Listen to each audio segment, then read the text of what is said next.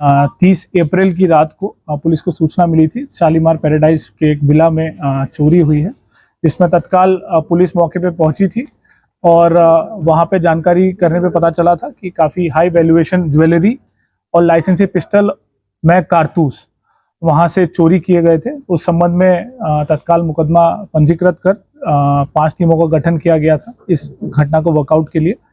इसमें आज थाना कोतवाली हमारी सर्विलांस और स्वाट टीम को सफलता मिली है, जिसमें हम लोगों ने जो चोरी की हुई ज्वेलरी थी वो हम लोगों ने बरामद की है। कुछ ज्वेलरी जो बेच दी गई थी उससे संबंधित जो कैश है वो रिकवर किया है और कुछ कैश जो कि बैंक अकाउंट में था उसको भी हमने फ्रीज कराया है।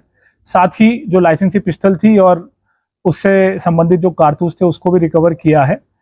इस पूरी घटना में हम लोगों ने आज 5 लोगों को गिरफ्तार किया है, जिसमें आकर्ष सिंह, पृथ्वी सिंह और अनुराग कथुरिया, ऋतिक यादव, ऋषि कुमार सोनी, 5 लोगों को गिरफ्तार किया है। इसमें जो मेन जो कॉन्स्पिरेटर था वो आकर्ष सिंह था, जो कि शालीमार पैराडाइज सोसाइटी में ही एक विला में किराए पे रह रहे थे और घर के जहाँ पे चोरी हुई उस घर के सामने ही रह रहे थे। वो अपनी ट्रेडिंग और सट्टेबाजी में काफी पैसा हार गए थे और इसी को ध्यान में रखते हुए उन लोगों ने ये प्लानिंग करके अपने साथियों के साथ ये चोरी की घटना को अंजाम दिया। ये जो घटना है ये हम लोगों ने जब फुटेजेस का पूरा एनालिसिस किया, पूरा CDR IPDR एनालिसिस किया तो पता चला कि 24/25 की रात को ये घटना की गई है, जिसमें पूछताछ में ये चीजें सामने आई हैं कि जो चोरी करने वाला जो घर है उसमें स्लाइडर डोर्स लगे हुए विंडोज पे, उसको इन लोगों ने थोड़ा सा प्रेशर लगा के खोला और फिर घर में एंट्री करी। इन लोगों ने एक रात पहले भी इस चीज का प्रयास किया था, जिसमें इन लोगों ने आइडेंटिफाई कर लिया था कि हम कहाँ से एंट्री कर सकते हैं और कहाँ से घटना कारित कर सकते हैं।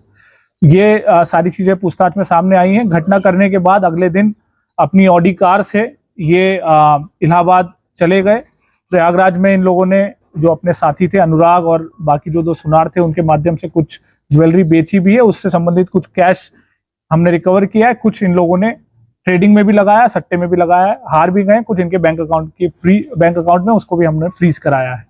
इस पूरी घटना में हम लोगों की टीम ने काफी मेहनत करी, काफी लोगों से पूछताछ भी हुई, काफी कैमरे का एनालिसिस किया। लगभग 10 दिन की फुटेजेस थी, जो 8 कैमरे घर पे लगे हुए थे, बाकी जो कैमरे बाहर गेट के थे उनको भी एनालिसिस करके इस घटना को वर्कआउट किया है। और इसी को ध्यान में रखते हुए मेरे द्वारा इस टीम को 25,000 रुपये नकद इनाम दिया है।